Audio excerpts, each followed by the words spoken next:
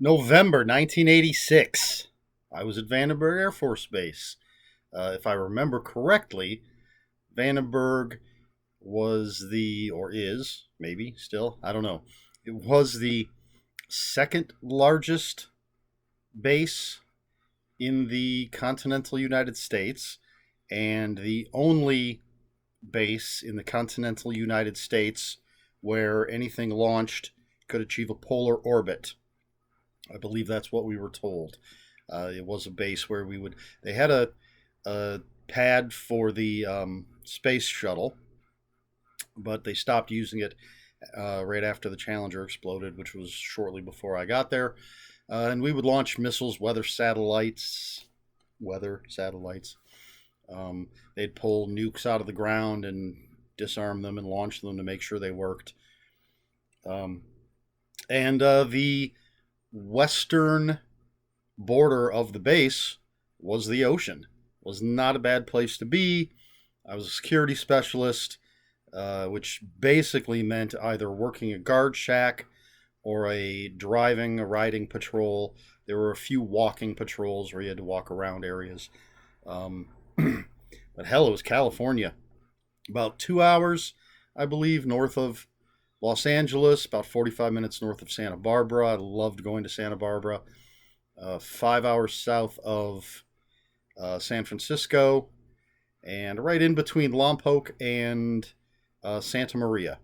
Loved the area, loved being in California, had a great time while I was there, at least on my off time. But this was my first full month there, so I didn't get a lot of reading done. I was learning what my job was going to be, learning the base, all that other stuff. So only 3 books this month, but a couple of doozies. And first off, very first book I read in November of 1986 was Friend by Diana Henstel. I think that's how you say her name. And if any of you have seen the movie Deadly Friend, starring Christy Swanson, this is the book that it was based on. So it's about this young kid who I guess he's a genius. He knows a shit ton about electronics and stuff, and he becomes friends with this girl who's abused by her father. She is murdered. Might be an accident. I think her father knocks her down the stairs or something. So manslaughter at the very least. And this boy uses technology to bring her back to life, and things do not go well. She becomes a crazed killer. I really enjoyed the movie. It's not the greatest horror movie ever, but I thought it was a lot of fun. And the book is pretty good. There are differences. I In the book, I seem to recall her deteriorating more than you see in the movie, if you really see it at all. I do recall something in the book about rats had chewed at her toes, and there's nothing about that. So I think there's like bones and stuff sticking out, and I think there's wires sticking out of her in places in the book, and in the movie she just looks like a dead Christy. She's pale, dark circles around her eyes, dead Christy Swanson. But it's a fun book. It's a fun movie. I should get a copy of it. I'd love to watch it again. But that's book number 1, Friend by Diana Henstel. Number 2 is Mission Earth Volume 1, The Invader's Plan by L. Ron Hubbard. This is the first book in a 10-book series, and the books are pretty big. I want to say they got to be at least 400 pages. So this is a book about it's a satire. It's a book about an invasion of Earth by these people, the Voltarians from the planet Voltar, who have an empire that's 110 planets strong, and the book is from the perspective of these. They all they're aliens, but they look human. And don't remember too much about too many specific things about it. I enjoyed it well enough. I didn't know at the time that I was reading it. I may have heard of Scientology, maybe. I knew L. Ron Hubbard had written Dianetics. I'd already read Battlefield Earth. But I don't. If I'd heard of Scientology, I didn't really know anything at all about it. So I don't know if there's any connection between Scientology and these books. But I recall enjoying it. I liked Battlefield Earth when I read that. So these were some fun little books. Although we'll see more of these. Obviously, it's a 10-book series, but I don't think I ever finished it. I maybe read 8 or 9 of them. Never finished the series. Don't know if I'll ever get around to it. If I am going to finish it, I'll have to start at the beginning because I don't remember enough about it. And then we get to the third book that I read, which of these 3, definitely my favorite. Definitely a book I want to get again. And it is The Timekeeper Conspiracy, which is book 2 of the Time Wars series by Simon Hawke. And I believe later in these videos, in this series, we're going to have book 1, because I believe I read book 2 first for some reason. Probably because it's the one I found first and looked interesting. I picked it up and read it.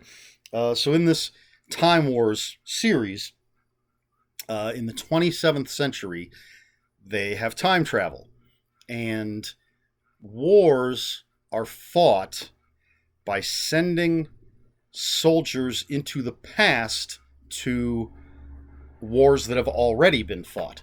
So if, let's say, America and Russia are having some sort of dispute, instead of going to war, they'll each take, this is how I remember it anyway, like 5 soldiers on each team. They'll send them back to, say, the Civil War, and the American soldiers will be on the side of the North. The communist, the Russian soldiers will be on the side of the South. And I don't know how something happens and it fixes the dispute, whatever, in the future, in the 27th century. So I don't know if it's like, oh, if these 5 soldiers die, then if the 5 American soldiers die, the Russians win and they get their way in the 27th century. Somehow that works. When they first started this system, they didn't think that you could change the past, but it turns out you can. So there's a special group of people whose job it is to go back. If something happens that messes up history, these special cops or soldiers or whatever you want to call them go back into the past and fix whatever went wrong. And the cool thing is, the majority of the books in this series are based around classic works of literature. So in this one, it's based around the Three Musketeers. And the Timekeeper Conspiracy part of it is there's this group this pacifist group, the Timekeepers, who think they can put a stop to war by just going into the past and messing things up. So that's what our heroes have to deal with. And somewhere in this particular book, there's a plot to assassinate Cardinal Richelieu. And so our heroes go back, and what they do is they know the way history was supposed to go. So they will sort of knock out certain figures and take their place and make sure events go the way they're supposed to go. So in this case, I don't remember specifically, but most likely they knocked out, they'll put them in stasis. They knocked out the Three Musketeers and replaced them, and then made sure everything was supposed to go how it was supposed to go. So the storyline sort of slightly, maybe more than slightly, parallels the Three Musketeers if you read that book. And then spoilers for later in the series, and I thought this was really cool. There's a second group of sort of time cops or soldiers from parallel timelines. So basically, let's stick with the Three Musketeers here. Somebody from the 27th century has gone into the past and done something that changes the future. They've killed somebody that wasn't killed in the original timeline. So they've created a divergent timeline. And when our regular heroes go back in time and fix things, they're destroying that divergent timeline. So later in the series, we get a group of people from the divergent timeline who will go back to make sure that our heroes don't fix things because they're trying to save their own timeline, which I think that's how it went. I hope that made sense. So you sort of have competing timelines because, they were created, but it messed up. This timeline was created when this timeline was messed up, but the people in this timeline don't want their timeline destroyed by fixing this timeline. It's crazy. And obviously, later in this series, we'll get into some of these other books and some of the classics that they deal with. But I really enjoyed these, this one and the rest in the series. A lot of fun. I like time travel stuff. I like alternate history kind of stuff, which this semi is, because Simon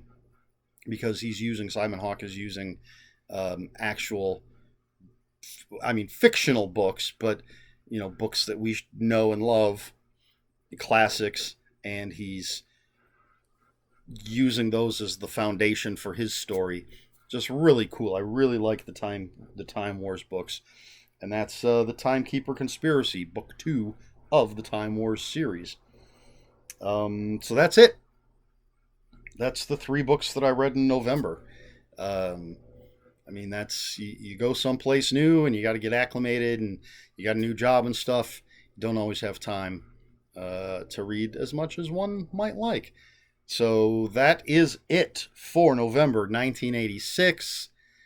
If you have any comments, questions, or corrections, please put them in the comments below. Please like, share, and subscribe. And that's all I've got for you. So until next time, read more books.